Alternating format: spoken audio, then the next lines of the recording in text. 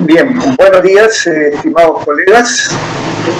El día de hoy vamos a tener una conferencia muy importante referida al manejo del dolor en ginecobstetricia. El dolor tiene dos maneras de enfocar la causa. La primera de ellas es por causa postoperatoria y uno de los parámetros de la calidad de atención de servicios quirúrgicos es justamente el manejo del dolor. Y la otra gran vertiente de investigación del dolor es por causas inflamatorias en la pelvis, cuya investigación y pesquisa de la causa del dolor resulta muchas veces frustrante para el médico. Todo esto va a ser analizado a continuación en esta conferencia por el doctor Alejandro Xu. El doctor Alejandro Xu es doctor y maestro en medicina por la Universidad Peruana de Cayetano Heredia, es jefe del Departamento de Obstetricia y Ginecología del Hospital Arzobispo Loaiza, profesor principal de la Universidad Cayetano Heredia, autor de más de 100 estudios de investigación y publicados en más de 60 revistas nacionales e internacionales, y ha sido también condecorado por el Congreso de la República y distinguido por nuestro Colegio Médico del Perú por sus actividades académicas de docencia e investigación. Entonces, sin más preámbulos, dejamos al doctor Xu para que nos deleite con esta conferencia de manejo del dolor en ginecología y obstetricia. Adelante, doctor Xu. Buenas noches a todos. Esta conferencia es sobre el manejo del dolor en ginecología y obstetricia. Es un tema bastante importante porque muchos de nosotros hacemos cirugía y también tratamos a pacientes que tienen dolor crónico, dolor pélvico crónico. En cirugía es importante manejar el dolor, manejar la manera de cómo paliar el dolor, evitar el dolor, y asimismo con eso le vamos a dar un mejor confort y una mejor calidad en su estancia mientras esté internada o en su domicilio, porque el dolor es algo que realmente no solamente afecta físicamente al paciente o a la paciente, sino la afecta emocionalmente. Y las manifestaciones, el rictus, a veces nos hablan muy claramente sobre lo que está padeciendo esa paciente o ese paciente. Es una circunstancia que no se la deseamos a cualquier ser humano normal, porque hay algunos que son masoquistas y les gusta el dolor, les agrada el dolor, aunque también hay gente sádica que gusta de infligir dolor. Bien, ante todo, es importante que la paciente comprenda la naturaleza de su proceso. Entonces ella va a contribuir a ser parte de la solución en el manejo de este problema. Si la paciente ha sido posoperada, tienen que hacerle comprender que la cirugía per se es un noxa, es una agresión a su cuerpo. Si tiene un dolor pélvico crónico, hay que nosotros investigar, tratar de ver qué es lo que lo produce, y de esa manera la paciente, al saber qué es lo que le produce el dolor, va a entender mejor el proceso y va a seguir nuestras instrucciones. Si es una paciente que tiene un dolor por un problema oncológico o neurálgico o cualquier otro tema, es importante que la paciente comprenda de dónde nace su dolor. El problema es cuando este dolor ya es desconocido, no encontramos el proceso. Entonces tenemos que incluso ayudarnos con algún colega que trabaje la mente. Como pueden ver en la lámina, el blanco ideal para eliminar la causa del dolor es investigar, buscar el blanco, buscar el target.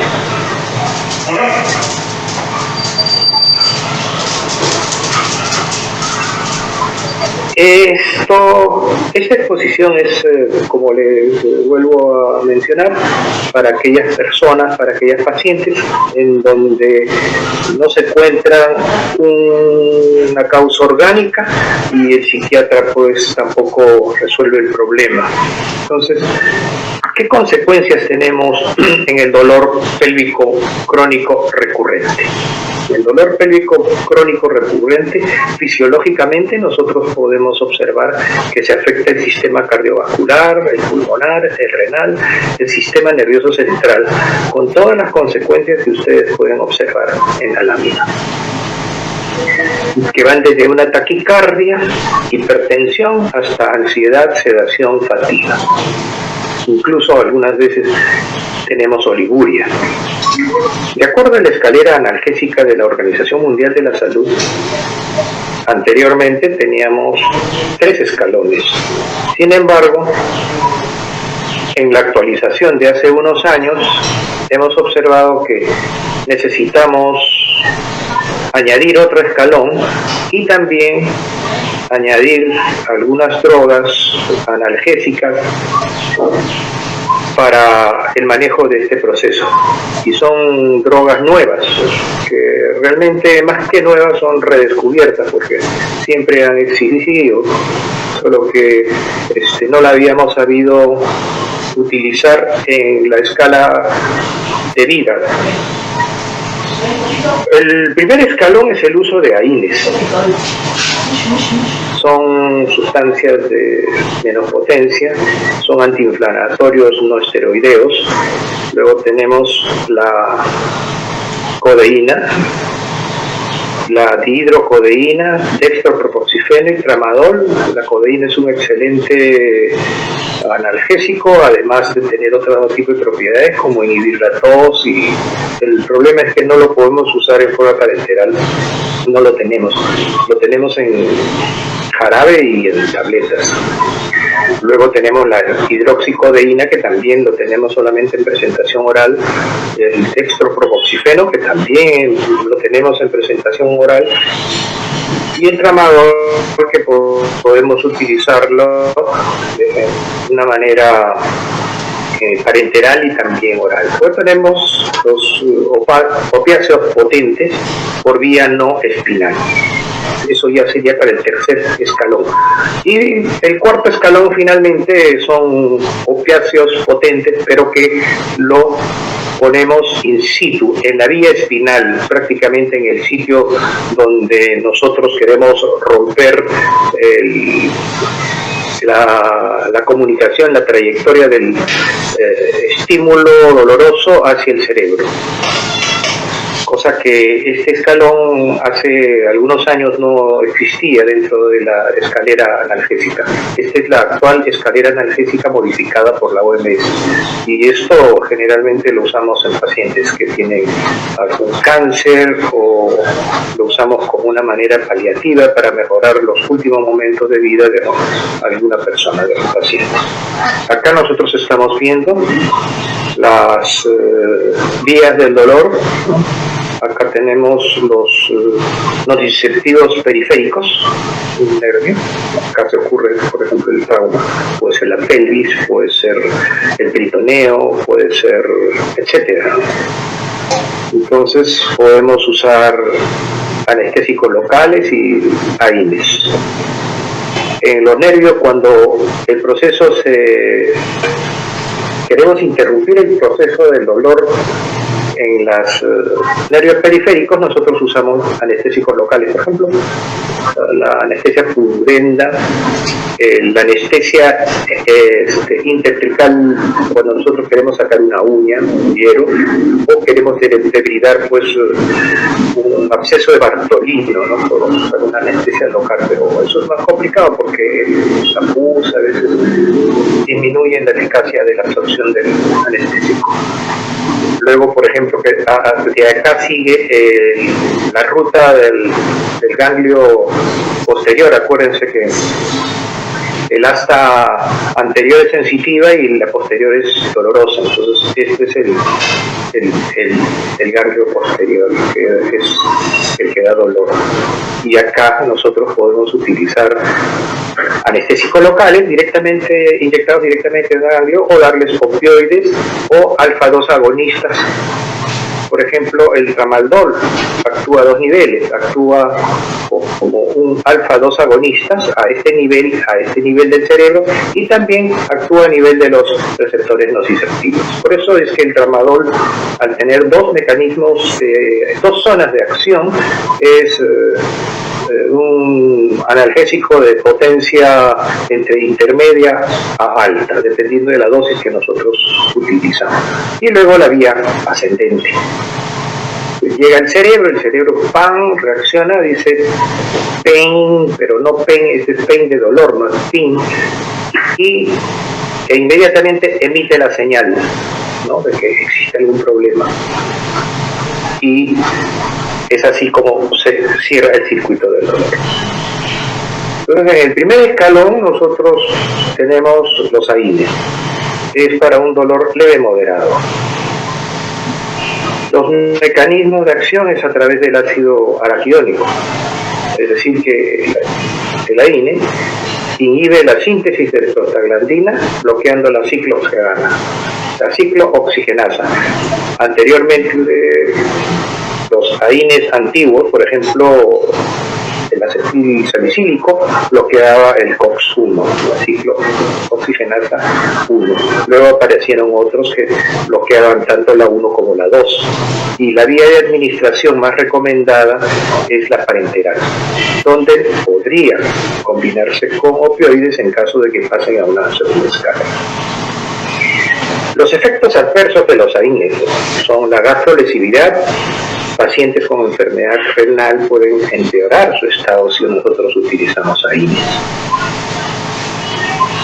En estos AINES nosotros observamos lo que más usamos y la relación analgésica antiinflamatoria. Por ejemplo, el AINE más analgésico, el que más controla el dolor y tiene poca acción antiinflamatoria, es el ibuprofeno. Y el ácido acetilsalicílico tiene una relación de 0.8 a 2.5, es decir, que tiene una relación muy parecida tanto para calmar el dolor como para calmar la inflamación. El ketoprofeno, que también lo usamos bastante, tiene una fuerte relación analgésica y una regular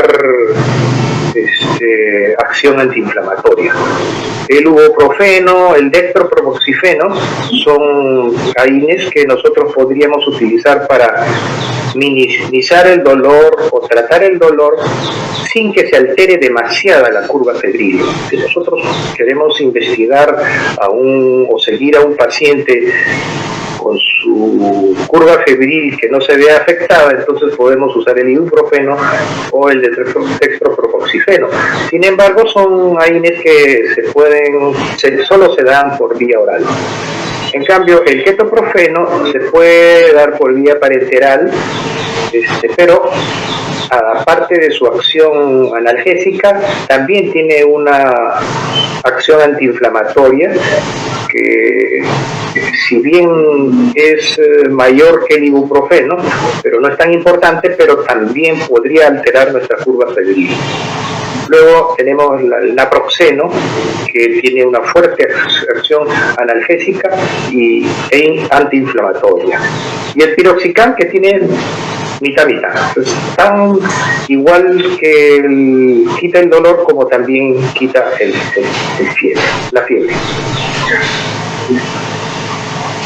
¿Qué dosis? Acá en esta lámina ustedes pueden observar.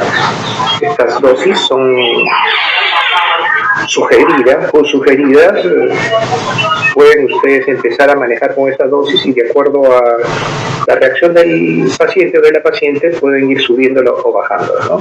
La dosis promedio, por ejemplo, de la indometacina es 100 miligramos 3 veces al día por vía rectal cuando nosotros no queremos agredir a la vena o no tenemos una buena vía, entonces podemos utilizar la vía rectal. Se absorbe muy bien.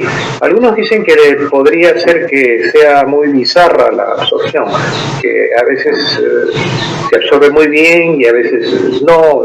Eso va a depender de la cantidad de materia fecal que tenga en la ampolla rectal. Si la paciente o el paciente tiene materia fecal almacenada en la ampolla, propiamente la indometacina se va a absorber poco. Lo ideal es, antes de utilizar la indometacina, hacer o aplicarle una lavativa o un enema al paciente. Luego está el diclofenaco, el ketoprofeno y el ketorolaco. Todas esas dosis las pueden ver ustedes en la máquina. Y en estos fármacos del primer escalón podemos hacer un pequeño, digamos, vista de pájaro o un pequeño vuelo de pájaro y podemos observar la dosis y la posología de cada uno de ellos. El ibuprofeno, que es la quinina, el paracetamol, el metamizol, uno de los que nosotros utilizamos mucho en nuestras épocas de hace 40 años era bastante el metamizol. Actualmente se usa más el ketoprofeno o el diclofenaco. El paracetamol lo utilizamos más por vía oral, es lo que más es la presentación más frecuente. Es infrecuente que nosotros utilicemos paracetamol por vía parenteral. Acá nosotros estamos viendo el ketoprofeno y la nimesulida, es otro AINE nuevo, el meloxicam, que es un AINE prácticamente de tercera generación, que todavía se sigue utilizando. Estamos ya en la quinta generación de AINES. Y esta lámina indica pues la dosis y lo que la periodicidad de que nosotros podemos utilizar, ¿no? Por ejemplo, el meloxicam tiene la ventaja de que podemos utilizar una dosis cada 24 horas.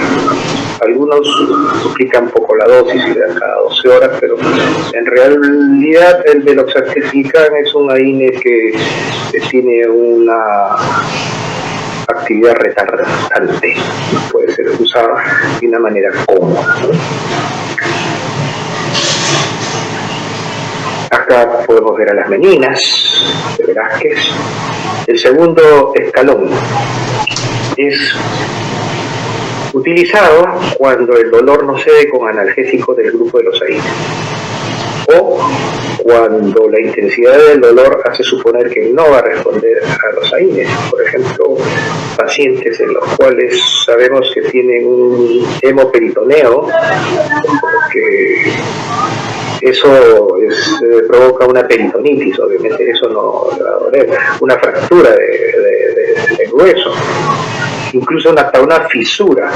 Ustedes saben que el dolor en el hueso puede deberse a las microfracturas o si no, cuando se ve comprometido el periósteo, que es donde tienen los receptores nociceptivos. O cuando por ensayo-error le hemos dado AINES para el primer escalón y no cede el dolor. Entonces tenemos que averiguar por qué no cede el dolor y si encontramos la causa y vemos de que no es suficiente los AINES, entonces tenemos que pasar a un segundo escalón.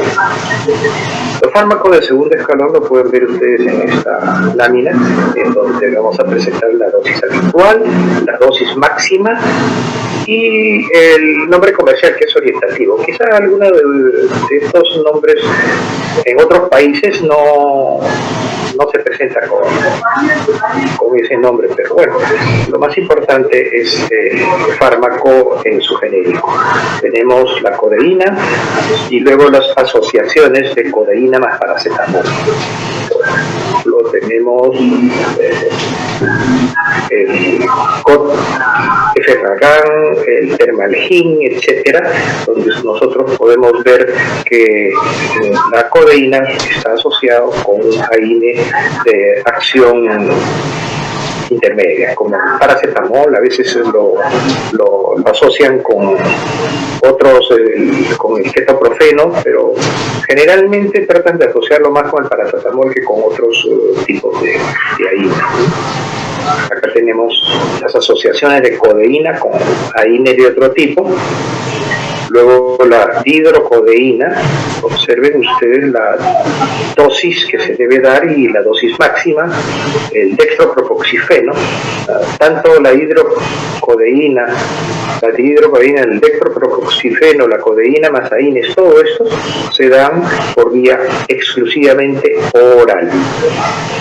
El tramaldol o el tramaldol retard, que actúa en los receptores alfa-2 del cerebro y en los receptores nociceptivos a nivel de acetilcolina, se pueden dar por vía oral y también por vía parenteral. Lo máximo que se debe dar es más o menos, no es más o menos, es 400 miligramos en 24 horas. Es lo máximo que se debe dar del tramadol, ya sea por vía oral o ya sea por vía parenteral, porque el tramadol por vía oral se absorbe muy bien, casi tanto como la vía parenteral, solo que su acción es más lenta. Mientras por vía oral el efecto aparece a los 20 o 30 minutos, en cambio en la vía parenteral aparece inmediatamente, casi a los 3-5 minutos máximo. El dextropropoxifeno es una alternativa cuando no puede tolerar los opiáceos. Podemos utilizar dextropropoxifeno, que es muy parecido al ibuprofeno, pero tiene una acción bastante más analgésica que antiinflamatoria o antimuscarígena. La codeína no debemos usar más de 200 miligramos por día porque podemos provocar estreñimiento fuerte, podemos inhibir las respiraciones, podemos producir un paro respiratorio, así que sugerimos mejor no usar más de 200 miligramos. Ya saben, la codeína puede ir en jarabe o también en tabletas. Si las personas son diabéticas, no les sugiero que le den en jarabe, porque la codeína generalmente en jarabe le ponen mucha melaza, mucha azúcar, y parece que es la única forma de pasar la codeína en forma de jarabe. En cambio, las tabletas uno se las traga y punto.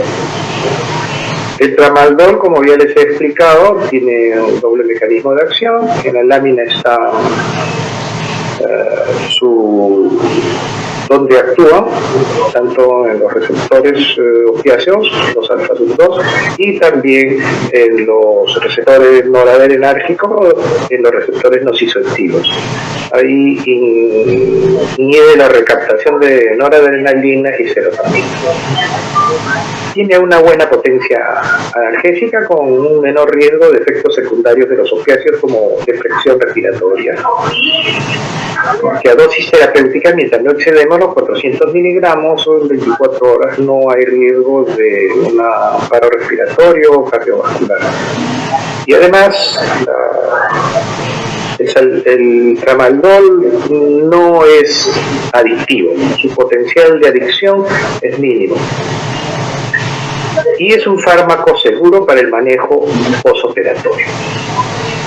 Es el ideal para todos aquellos que hacen cirugía pélvica.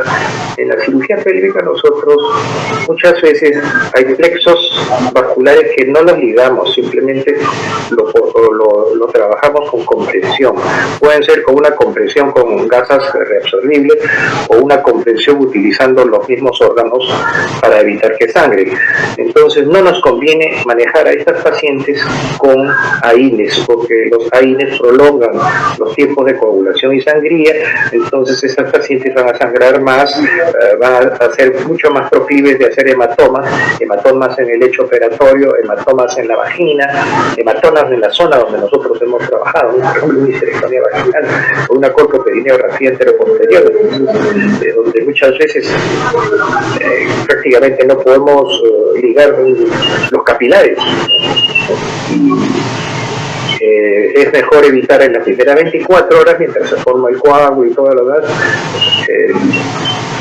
el uso de AINES. Es mejor utilizar el tramadol. Como ustedes pueden ver, se puede utilizar cómodamente hasta en bolo con infusión continua. Y también tiene la ventaja de la administración oral en los días postoperatorios para no cambiar la farmacopea prescriptiva. Acá nosotros vemos las ventajas. Podemos ver otra ventaja, prácticamente no tiene efectos adversos como los AINES, no presenta alteraciones de la coagulación y tampoco produce gastrolensilidad. O sea, las pacientes van a tolerar mejor, no les va a dar úlceras por medicamentos, ¿no? Una úlcera medicamentosa. A veces, hasta tomando una aspirina, nosotros a veces sentimos una epigastralgia. Acá tenemos la Mona Lisa con una sonrisa que indica que no tiene dolor. Luego, ¿qué otros opiáceos potentes tenemos que no interactúan en la vía espinal?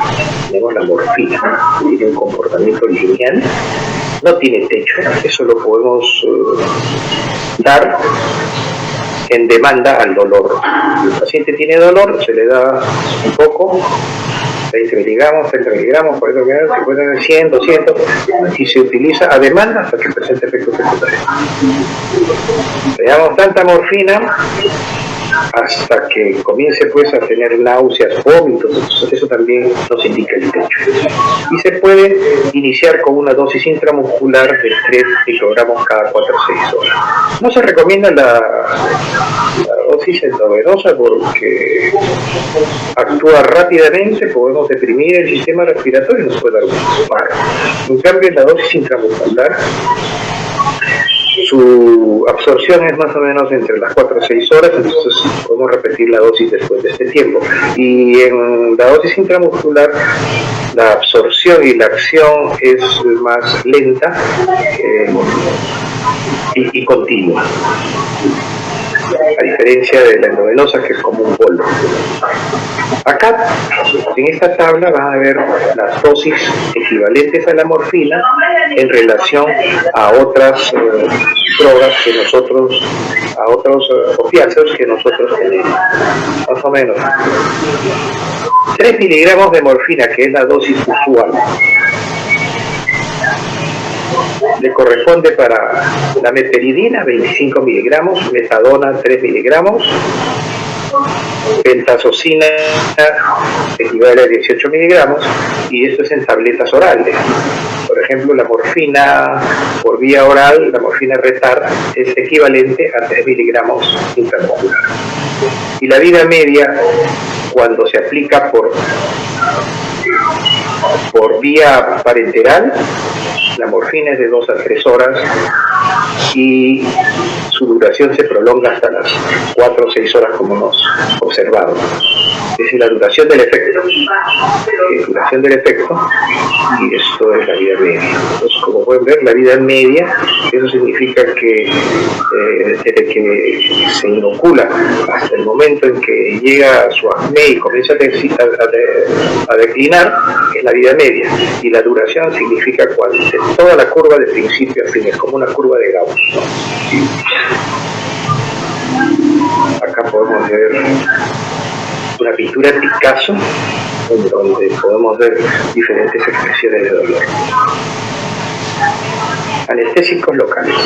En el año 1949, se obtuvo el primer reporte de anestésicos locales, silocaína. Luego, en el 75, reporte de los receptores opioides y estudio del mecanismo de dolor. En el 76 dan reporte de receptores opioides en la médula espinal. En el 79, el uso por vía subaracnoidea, buena analgesia, efectos colaterales menores, es decir, ya prácticamente la vía intratecal. Analgesia extradural, es la peridural, demostrado ser un buen método para el control del dolor. La analgesia extradural no se considera anestesia, porque simplemente es una medicina que va a quitar el dolor. Una paciente que le dan una analgesia peridural o extradural para el manejo del dolor del parto, para hacer una cesárea, si es una anestesia bien aplicada, es una paciente que va a sentir que la tocan, va a mover las piernas, pero no va a tener dolor, va a tener la sensación de tacto, va a poder movilizar las piernas, pero no va a tener dolor.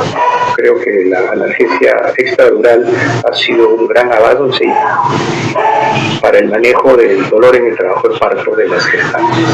Lo que Dios dijo que parirás con dolor, el hombre parece que ha evadido, ha cometido el pecado de evadir lo que mencionó, pues lo que se menciona en la Biblia. Bueno, dentro de los anestésicos locales, estos anestésicos locales no solamente se pueden inyectar subdérmico, intradérmico, intramuscular, también se puede utilizar en la vía espinal. Con una analgesia epidural y anestésicos locales varitadas, que le ponen varios, es decir, que aumentan la densidad del anestésico para que caiga hacia abajo. Con eso nosotros podemos utilizar no solo en la analgesia epidural, sino ya lo manejamos como si fuese una anestesia raquídea, porque si utilizamos los anestésicos locales pesados para quitar el dolor, no solamente vamos a quitar el dolor, vamos a quitar la sensibilidad y también vamos a quitar la parte motora. La paciente que se pone en una raquidia no va a poder mover ni las piernas, no va a poder mover nada y no va a sentir nada. Es como si tuviese medio cuerpo pues que no le existiera. Entonces eso no se recomienda para el trabajo de parto. Quizá para hacer una cesárea, sí, porque en una cesárea no necesitamos aprovechar la fuerza abdominal para que la mujer puje. En cambio, en un parto, nosotros tenemos que tratar de que la mujer colabore pujando para expulsar el producto en un parto vaginal, cosa que lo podemos lograr si es que la analgesia que utilizamos es la epidural.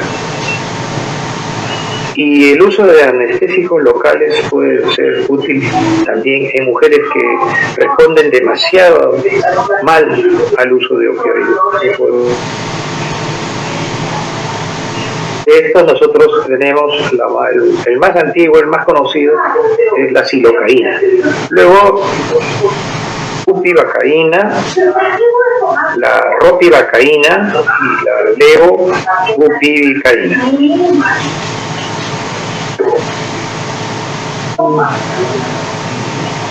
Anestésico local que puede durar hasta 8 horas, pero tiene muchos efectos colaterales y no es aconsejable para el manejo del dolor postoperatorio. En ese caso, nosotros podemos utilizar otros anestésicos locales como lo que se está observando en la lámina.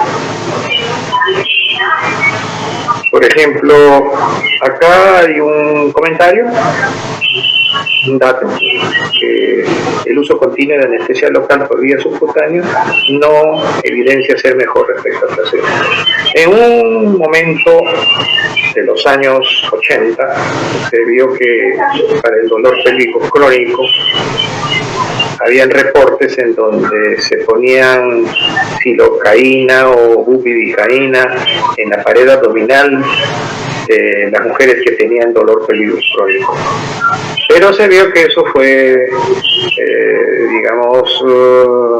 se contrastó esas publicaciones con mujeres a los cuales se les inyectaba pues agua, el placebo.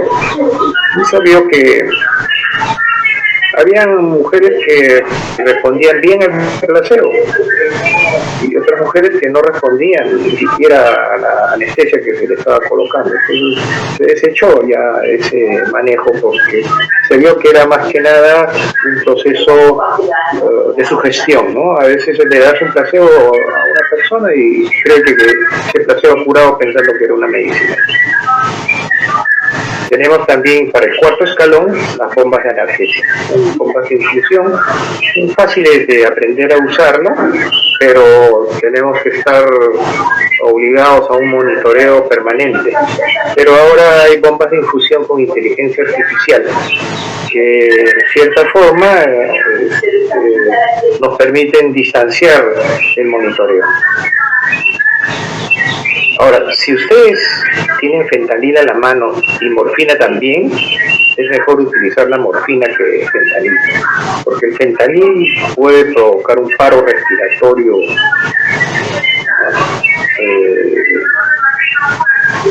es más potente y da esa complicación de forma más frecuente que utilizar morfina.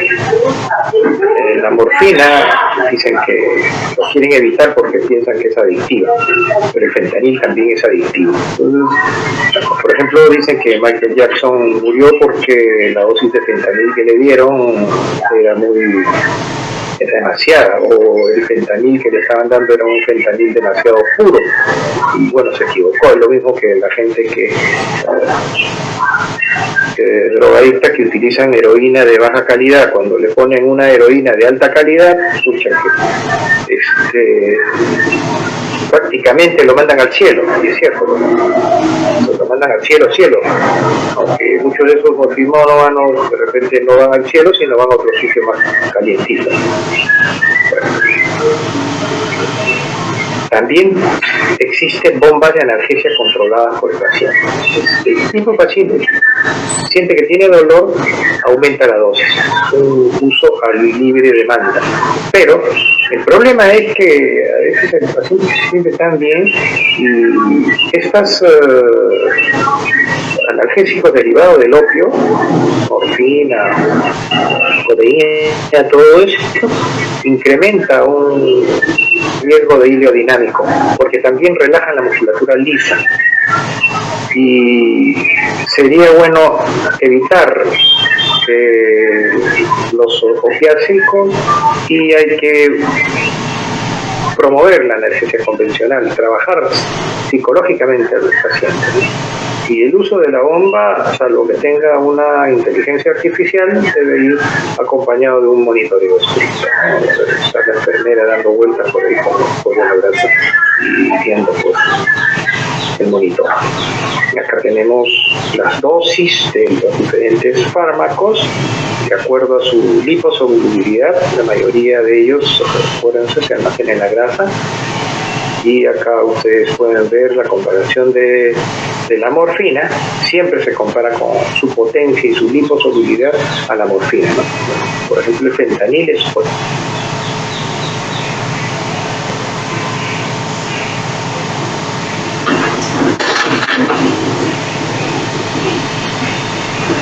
Bien, agradecemos por la ponencia del doctor Alejandro Schut. Creo que nos ha aclarado el panorama sobre el uso de estas drogas, que es uno de los instrumentos más importantes para manejar el dolor en ginecobstetricia. Muchas gracias y se continúa con el programa. Hasta luego.